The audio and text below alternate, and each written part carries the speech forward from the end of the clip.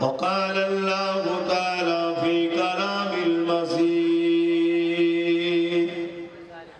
والفرقان الحميد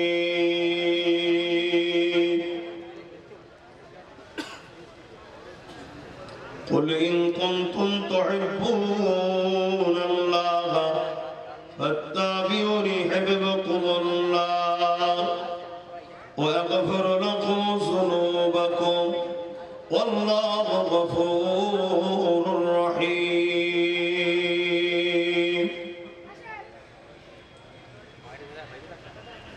وقال الله تعالى في كلام المجيد والفرقان الحميد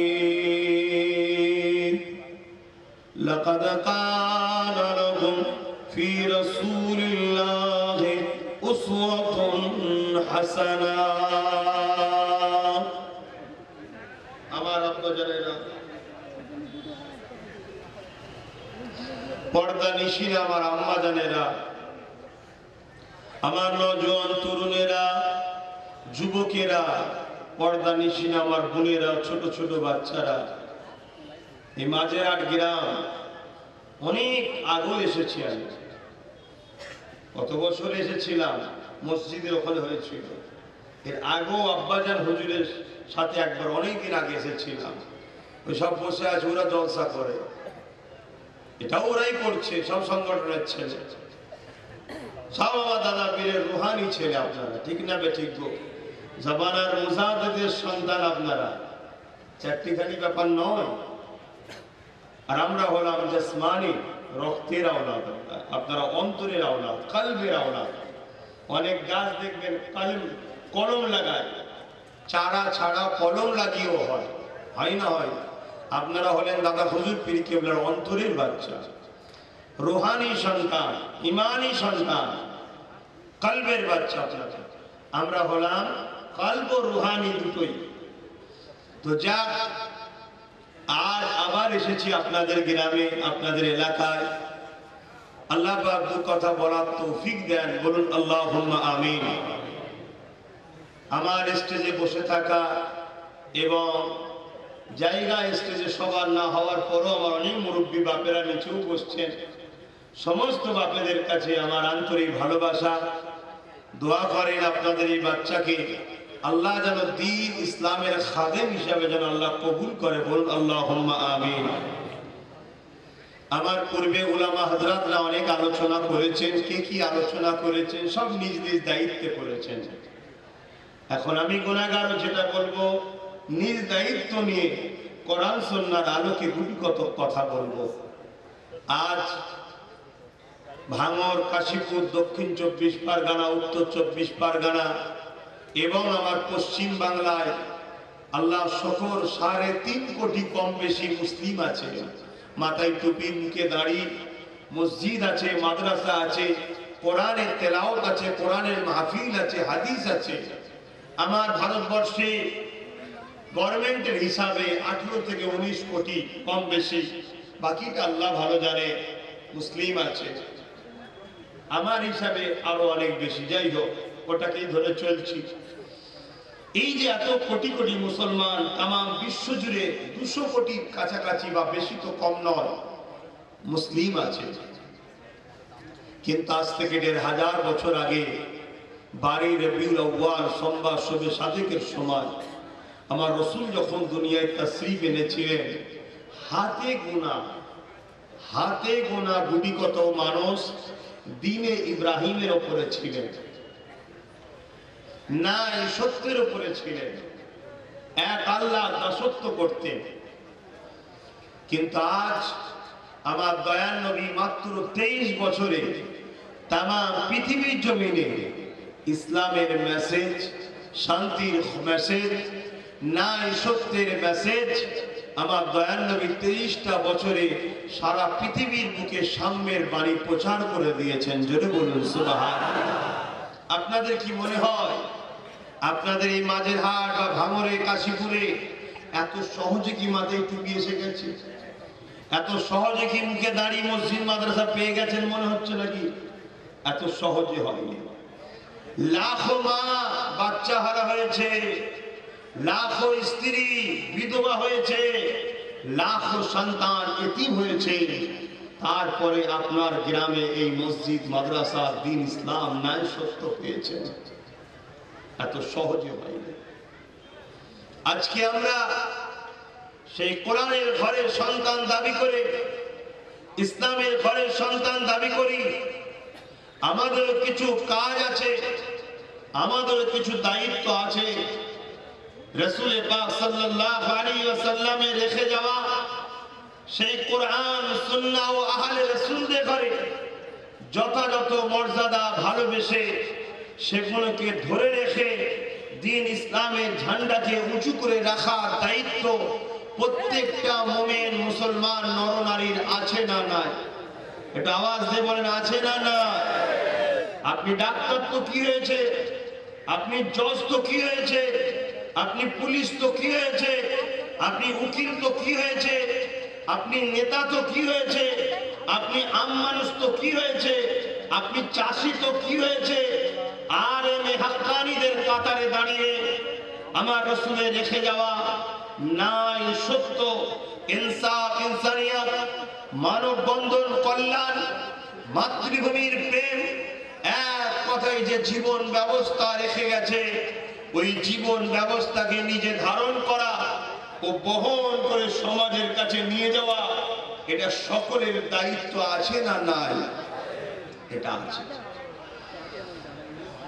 যদি আমরা এই কাজ করতে পারি তবেই আমরা আখিরাতে কামিয়াবি হব, নচেত বরবাদ হয়ে যাবে। মনে রাখবেন, আল্লাহর কোরআন বলছে কুল্লু নাফসিন যায়িকাতুল মউত, প্রতিটা নফসকে মৃত্যুর স্বাদ চাখতেই হবে। প্রতিটা নফসকে মৃত্যুর স্বাদ চাখতে হবে।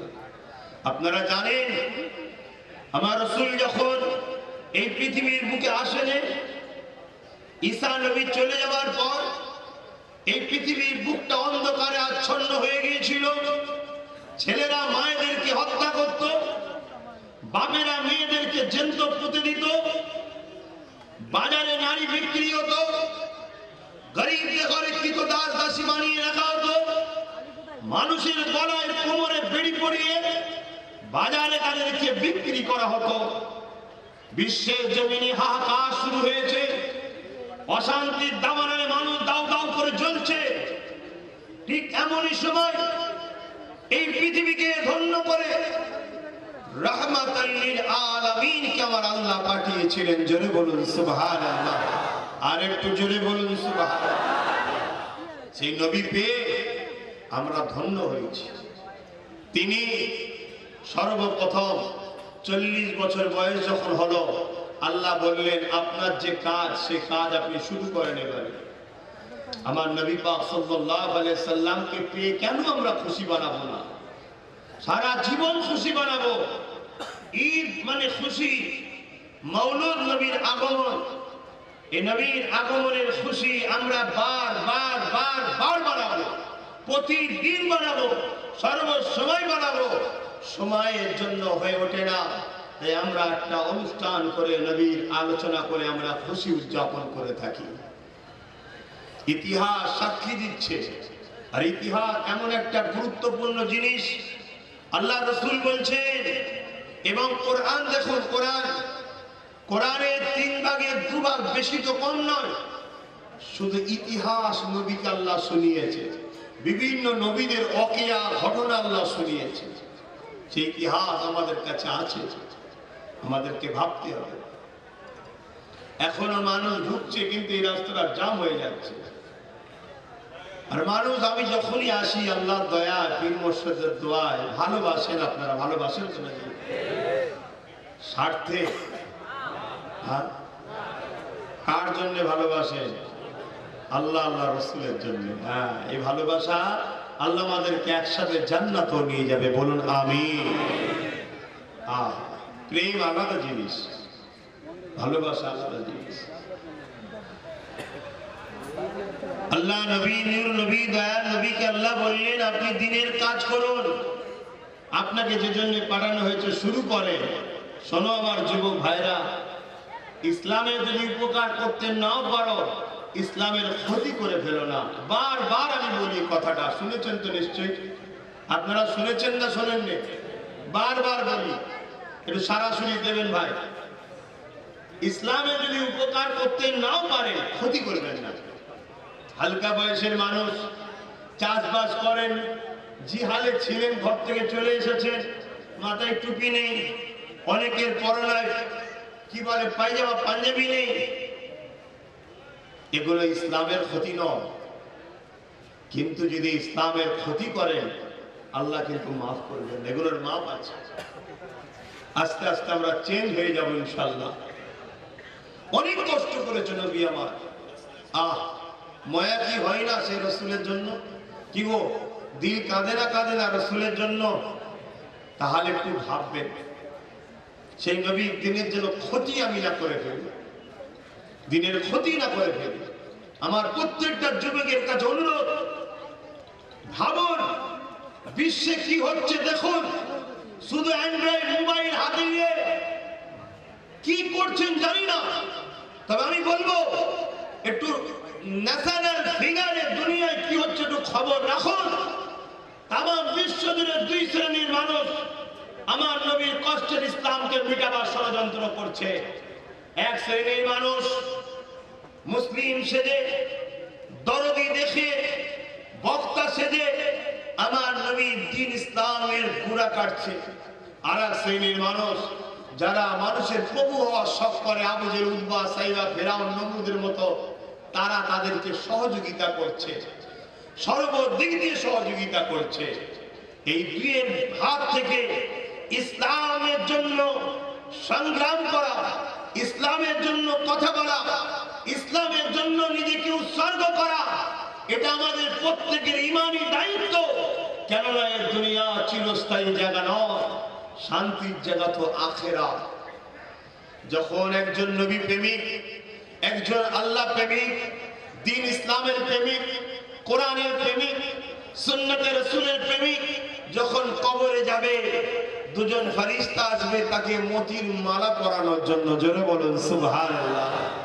যুবক, এইসব স্বপ্ন দেখো, দুনিয়াদারি করতে হবে, ব্যবসা করো, ইসলামে নিষেধ নয় ব্যবসা করা, হালাল কাজ। চাষবাস করতে হবে, কারবার করতে হবে, সমাজ দেশকে চালাতে হবে, কোনো নিষেধ ইসলামে নাই। কিন্তু আমার রাসূল যেভাবে করেছে ওইভাবে করো, অন্য কোনো ভাবে নয়। আমাদের বক্তব্য একটা, এই বক্তব্য দিয়ে আপনারা বেজার হন নাকি? রাসূলকে চিনায়, নবীকে ধরায় বেজার হন? অবশ্যই বেজার যদি হন, কিছু করার নাই। তবে আপনাকেই বলবো, যদি আপনার এখনো বেজার লাগে আপনার সিদ্দিকীর কথা, জানতে হবে আপনাকে শয়তান গ্রাস করে রেখেছে, আপনাকে ঘন ঘন তওবা করা দরকার, যাতে ফিরে আসতে পারে। কেননা আল্লাহ কাউকে ছাড়বেন না, তিনি সবার কাছে হিসাবটা নেবেন। একটা জায়গা তিনি রেখেছেন, ময়দানে মাশর বিচারের দিন, ওই দিন আল্লাহ সবার কাছে হিসাবটা নেবে।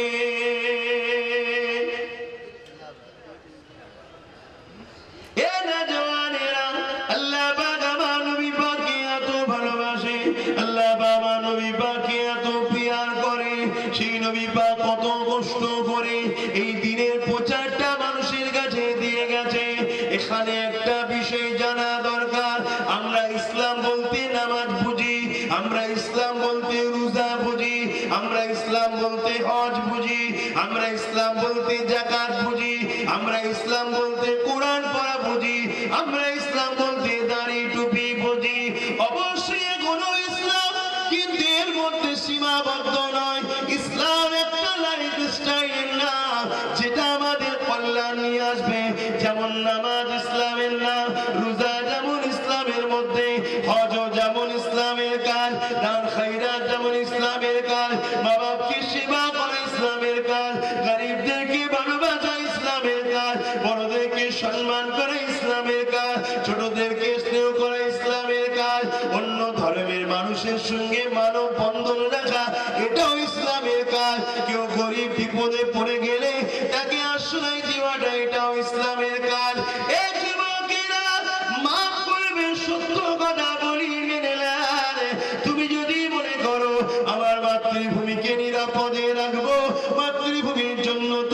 চেষ্টা করছো মাতৃভূমিকে উপকার করা, মাতৃভূমির উন্নতি করা, দেশের সেবা করা, দেশবাসীর সেবা করা, এটাও ইসলামের, অবশ্যই ইসলামেরই কাজ।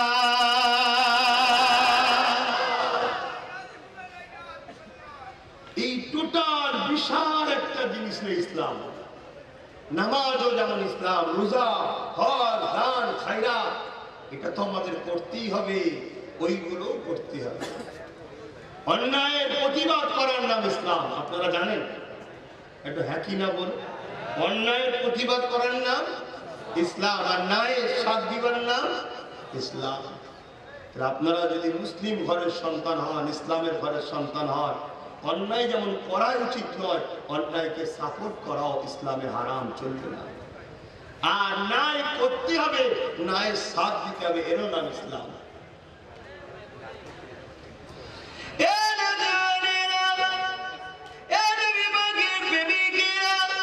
আমার নবী পাককে মহব্বত করো। আল্লাহ নবী কতটা কষ্ট করে দ্বীন ইসলামের প্রচার করেছেন শোনো। আল্লাহ নবী যখন কাবার জমিনে এসে দাঁড়িয়ে গিয়ে এলাকার মানুষকে ডাক দিয়েছিল, এলাকার মানুষেরা বলো লা ইলাহা ইল্লাল্লাহ আনা মুহাম্মাদুর রাসূলুল্লাহ, লা ইলাহা ইল্লাল্লাহ, নেই কোনো ইলাহ আল্লাহ ছাড়া, আর আমি মুহাম্মদ আল্লাহর প্রেরিত রাসূল, এটাকে মেনে নাও, এটাকে তোমরা বিশ্বাস করে নাও। এ যুবকেরা, সেই সময় যেখানে এলাকার সবাই আল্লাহ নবী দিকে মুখ ফিরিয়ে নিয়ে চলে গেল, পরের দিন নবী আবার সবাইকে ডাক দিলেন কাবার পাশে। কাবার পাশে একটা উঁচু জায়গায় দাঁড়িয়ে আল্লাহ নবী আবার বলতে লাগলেন। সেই সময় আবু জেহেল, উতবা, সাইবা তারা এই মিটিং এর মধ্যে এসে আল্লাহ নবীর সঙ্গে বিয়াদবি করেছিল। বাবারা, মাগারা, এতে বেশি নবী আমার কাঁদতে কাঁদতে কাঁদতে একা একা ঘরে চলে গেলে। এ যুবকেরা, আজ আমরা যে এক আল্লাহকে মানি, এতটা সহজে আল্লাহকে পাইনি গো। আমরা যে আল্লাহ পাকের উপাসনা করি, এত সহজে আল্লাহকে পাই না গো। অনেক কষ্টের পরে পৃথিবীর মানুষ নকল খোদার উপাসনা ছেড়ে দিয়ে তিনার স্রষ্টা, তোমার স্রষ্টা এক আল্লাহ পাকের উপাসনা পেয়েছে। এটা আমার নবী পাকের অনেক কষ্টের বিনিময়। এত সহজ নয়। আজকে সেই নবীর উম্মত আমরা মনে করছি না, চলো দুনিয়াতে গায়ে হাওয়া লেগে সব আখেরাত টাখেরাত যখন হবে তখন দেখা যাবে। এটা ভাবছেন নাকি? হ্যাঁ, কোন গ্যারান্টি আছে? আজকে সন্ধ্যা হবে, কালকে সকাল আপনি দেখতে পাবেন, কোন গ্যারান্টি নেই।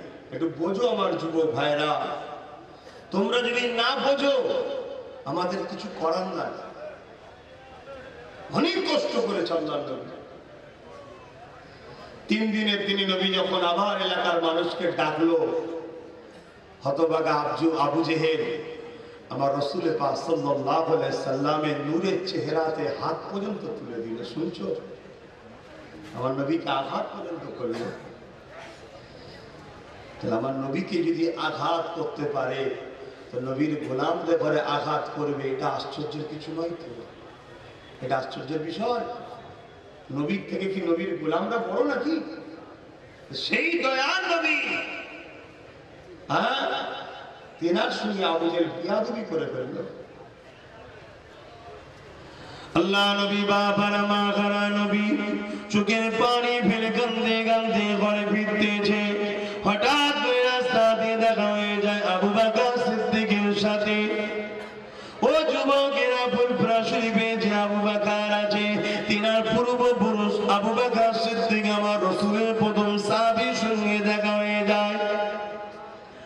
আল্লাহ নবী আবু বকরকে দেখে ওই অবস্থাতে বলতে লেগেছে, আবু বকর রে, তুমি কি আমাকে মেনে নেবে? হযরত আবু বকর বলেছিলেন, আব্দুল্লাহ বিন মুহাম্মদ সাল্লাল্লাহু আলাইহি ওয়াসাল্লাম, আপনি কি কথা শোনাতে লেগেছে? আল্লাহ নবী বলেছেন, লা ইলাহা ইল্লাল্লাহ আনা মুহাম্মাদুর রাসূলুল্লাহ। এ আবু বকর, নেই কোনো ইলাহ এক আল্লাহ ছাড়া, আর আমি আমি মুহাম্মদকে আল্লাহ আখিরি রাসূল করে পাঠিয়েছে, মেনে কি নেবে? কোনো প্রশ্ন না করে, কোনো মুজিজা দেখতে না চেয়ে, কোনো দ্বিধা দ্বন্দ্ব না করে এক কথাতে নবী পাকের নূরের হাতে হাত দিয়ে দ্বীনে ইব্রাহিমের মধ্যে ছিল দ্বীনে মুহাম্মাদিতে চলে আসলে। আরো চলে বলুন সুবহান। একটা হলো, একটা নায়ের পক্ষে আসলো রাসূলুল্লাহর পক্ষে।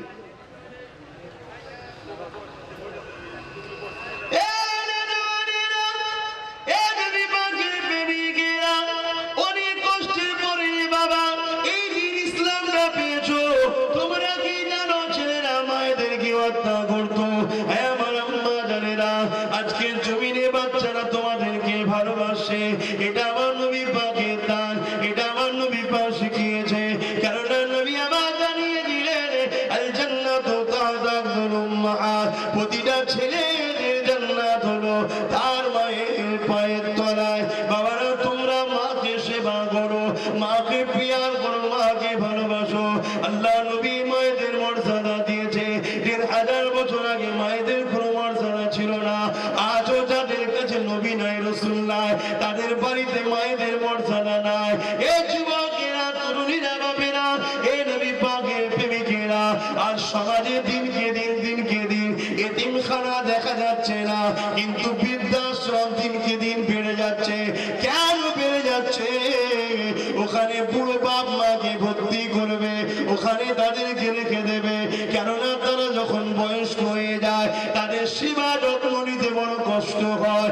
এই আমার রাসূল পাক সাল্লাল্লাহু আলাইহি ওয়াসাল্লাম বলেছে, যে মা বাপকে কষ্ট দেবে সে আমি নবী আমার কেউ নয়। আমার আল্লাহ জানিয়ে দিয়েছে, মান রাদিয়ান ওয়ালিদাহু ফালা নানহু রাদি। মা বাপ যার উপরে রাজি আমার আল্লাহ তার উপরে রাজি। এই জন্যই তো তোমাদের ভাইজান বলেছিল বাংলা জমিনে এমন একটা আইন ব্যবস্থা করা দরকার, যারা মা বাপকে ভাত দেবে না, জুলুম করবে, তাদের 12 বছরের জেল হওয়া দরকার। ভুল বলেছিলাম? হুজুর কেন বলবে? আমার শরিয়াত মা বাপকে ভালোবাসা শিখিয়েছে, তাই বলেছি। যদি করতে কেউ না পায় সেটা আমার আফসোস, কিন্তু আমার আওয়াজ তোলাটা শরিয়াত বিরোধী হয়েছিল নাকি ভাই? মানবতার বিরুদ্ধে হয়েছিল নাকি ভাই? আজ এই সমাজে প্রচুর মা আজও রাত্রিরে চোখের পানিতে বালিশ ভেজায়, অথচ বলি আমরা সভ্য সমাজের লোক। এই সমাজে প্রচুর বাপ আজও রাত্রিরে বালিশে চোখের পানিতে ভেজায়, আমরা বলি সভ্য সমাজের লোক। তাই জানি না কোনদিন আল্লাহ আমার জবানে এই কথাটাকে কমসে কম বাংলার মুখে সাকসেসফুল করবে কি আমি জানি না, তবে চেষ্টা সংগ্রাম আগেও ছিল, আজও আছে, আগামী দিনও থাকবে। কোনদিন যদি আল্লাহ কামিয়াবি দেয়, অবশ্যই মা বাপের পক্ষে আইন তৈরি হওয়া দরকার আছে, করবো ইনশাআল্লাহ। কথা বুঝছেন না বোঝেন না? কেন আজ মা বাপ কত কষ্ট করেছে। আল্লাহ নবী তিনি বলছেন যে আমার মা যদি হায়াতে থাকতো আর আমি মুহাম্মদ রাসূল যদি নামাজে দাঁড়াতাম আর আমার মা যদি আমায় ডাকতো বাবা মুহাম্মদ, আমি নামাজ ছেড়ে দিয়ে মায়ের ডাকে সাড়া দিতাম। জোরে বলুন সুবহানাল্লাহ। আজ আমাদের ঘরের ছেলেরা অনেকে দেখা যায় মাকে ভালোবাসে না। খবরদার, তোমরা যদি আমাকে ভাই বলে ভালোবাসো, মুহাম্মদ রাসূলকে নেতা বলে যদি ভালোবাসো, মা বাপকে ভালোবাসবে, মা বাপকে কষ্ট দেবে না, পিয়ার করবে, মহব্বত করবে। আর মা বাপদের বলি, বাচ্চাগুলোকে জাহান্নামের কাঠ বানাবেন না, বাচ্চাগুলোকে আল্লাহ রসুলের জীবনী পড়ান এবং আল্লাহ নবীর বংশের সঙ্গে বন্ধুত্ব করান এদেরকে, তাহলে আমরা শিখাবো। মাতাল, গেজাখোর, শয়তান, বদমাই, লুটেরা, লম্পটদের সঙ্গে যদি বন্ধুত্ব শিখান, তারা তো আপনাদের বাচ্চাদের ওই রকমই শিখাবে। কি কথাটা ভুল বলছি? আল্লাহ করে আমাদের ঘরের ছেলে সব ভালো ছেলে, খারাপের দিকে হচ্ছে কি করে? সোহবতে খারাপ হয়ে যাচ্ছে, খারাপ সোহবতে গিয়ে। বাপেরা নওজওয়ানের আল্লাহ নবী নূর নবী দয়া নবী এইভাবে দুনিয়া মানুষকে নাই সত্যি কথা প্রচার করতে লেগেছে।